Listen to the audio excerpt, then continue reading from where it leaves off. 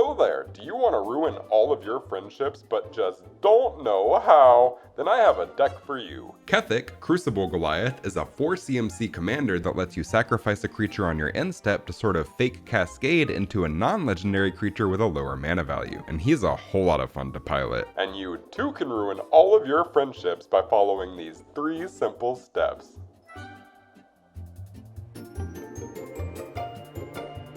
That's right, this is a Theft Aristocrats deck. I realized early on that sacrificing our own creatures only grabs something lower tier, and generating tokens to sacrifice to Kethek nets us nothing. So the goal here is to steal our opponent's absolute bangers, Bang bang! attack, sacrifice them, and grab our mid-tier value drops to control the board. The theft effects I chose are all pretty standard, but the standouts here are Kari Zev's Expertise, which costs the same as a regular theft effect but nets us a free 2 CMC spell, Captivating Crew, which is already a 4/3 body for 4, but also lets us steal creatures repetitively. Repetitive stealing? That's pretty appealing. Zealous Conscripts, which seems bad on the front as a 5-cost theft effect, but it also doubles up as a sack target that can sack skate us into almost any creature in the deck. Mass Mutiny, which steals from everyone equally. No one can complain about that. Furbolg Flutist, which is amazing if an opponent has an absolute bomb like an Archon of Cruelty, since it gives whatever we steal Myriad. And Insurrection, which straight up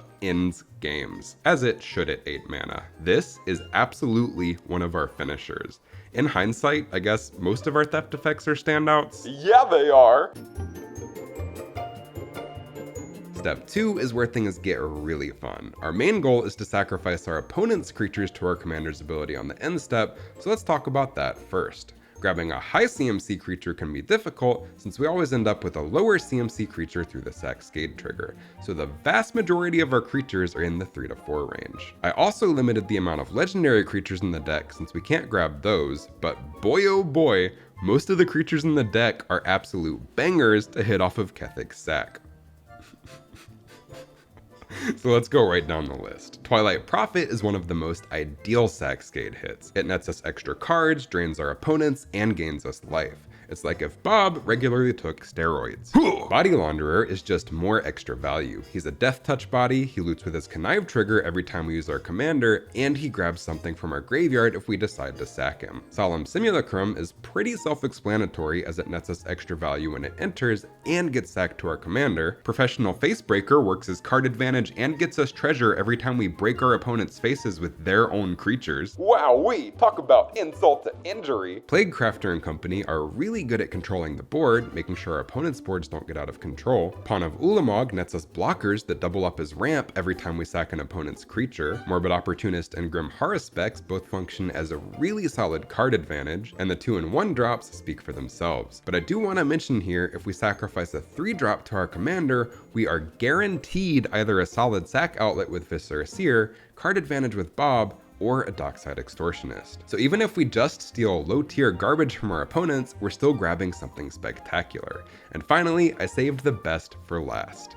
I didn't even know this card existed until I dug through my bulk rares for this deck, but Prowling Geistcatcher is absolutely incredible. She doubles up as insurance and a way to keep our opponent's creatures indefinitely since she exiles whatever we sacrifice to get back later. And the best part is that she doesn't just give us the creatures back when she dies, this is a leaves the battlefield effect. If she gets bounced, exiled, or killed, we still get all of the creatures we've sacrificed back. That's bonkers. Now we can't just rely on our commander to ensure our opponents don't get their stolen goods back, so I've included some additional sack outlets which are pretty self-explanatory, with a special shout out to Yawgmoth, who triples up as a sack outlet, card advantage, and interaction, Woestrider, which is a recurable free sack outlet if it gets killed, or we decide to sack it to find our dockside, and Altar of Dementia, which helps us dump cards into our yards or our opponent's yards to reanimate later, which is a perfect segue into... Now our goal here is not to reanimate creatures from our own yard, we want to reanimate our opponent's creatures we sacrificed to keep them permanently. So I specifically chose reanimate spells that let us target our opponent's yards. These are pretty self-explanatory, but I do want to shout out From the Catacombs. Not only can we recur it through its escape cost, it also gives us the initiative, which is a nice bonus. That's value. Then we also have Rise of the Dark Realms as another really solid way to finish out the game after we've been sacrificing our opponent's creatures the whole time. And let me tell you, reanimating everything feels amazing.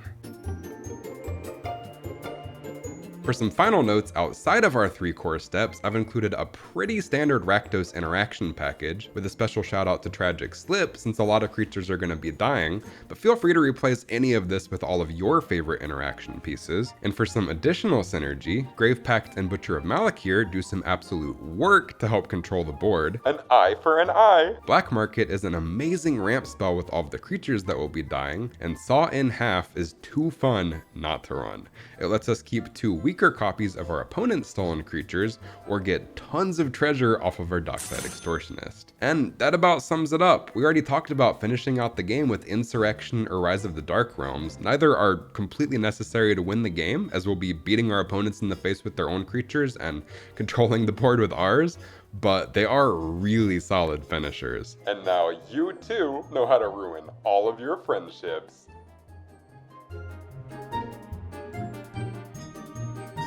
I've had a ton of fun piloting this list, and I hope you do too. Make sure you check out the full list on Moxfield, link in the description, and hit that like and subscribe button down below if you enjoy these kinds of no-nonsense, straight-to-the-point deck techs. Also, let me know in the comments down below which commanders you want to see deck techs for. I already have the next few planned out, but I'm always open to suggestions and challenges, and if you want to come hang out and talk Magic, I just recently started a brand new Discord server for this YouTube channel. Link also in the description. Until next time, I hope you have a magical The Gathering day.